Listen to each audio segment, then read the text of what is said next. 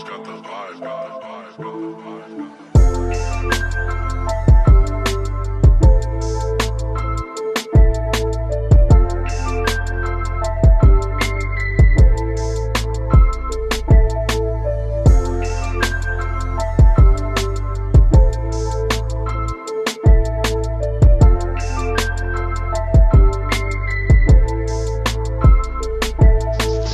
What's poppin', everyone? Adma here. Okay, so yesterday the iPhone SE 2020 was just released. It has an iPhone 8 body with the performance of an iPhone 11.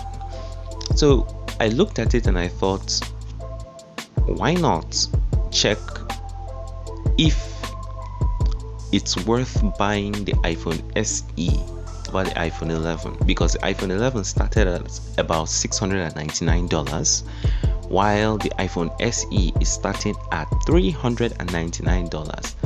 That's basically the first new released iPhone that is cheap. I still can't believe I'm saying that.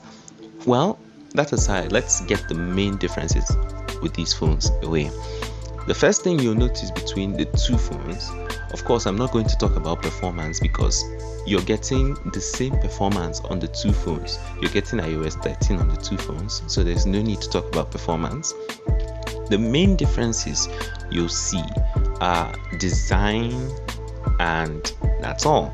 So the first design difference is screen. The iPhone 11 has a 6.1 inch screen, while the iPhone SE has a 4.7 inch screen, and it's an IPS screen as opposed to AMOLED, even though Apple does their fancy naming on the other.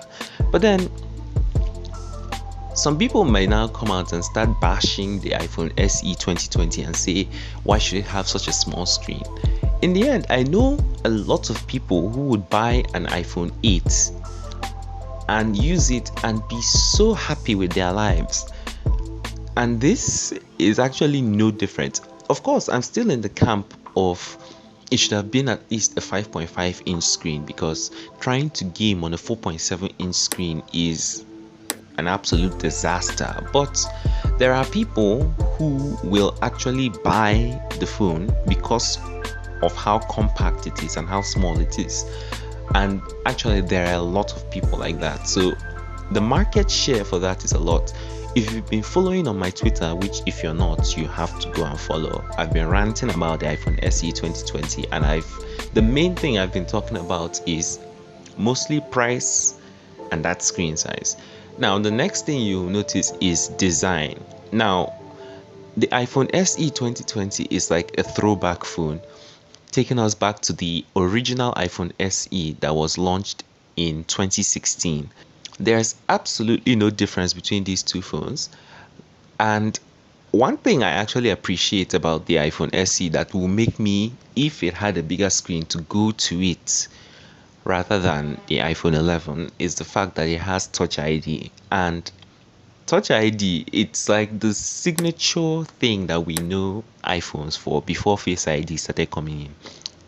Touch ID will be much faster, of course, and it's more secure, of course.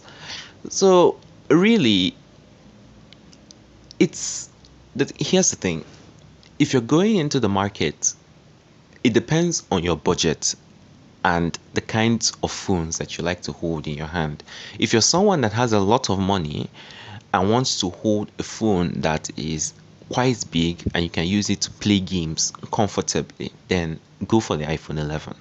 But if you're someone who doesn't have a lot of money, or if you do have a lot of money but you want a compact phone, a very small phone in your hand which you can use for your basic daily tasks, and you don't need to worry about the performance or anything like that, and you are locked into the iOS ecosystem, then the iPhone SE 2020 is for you.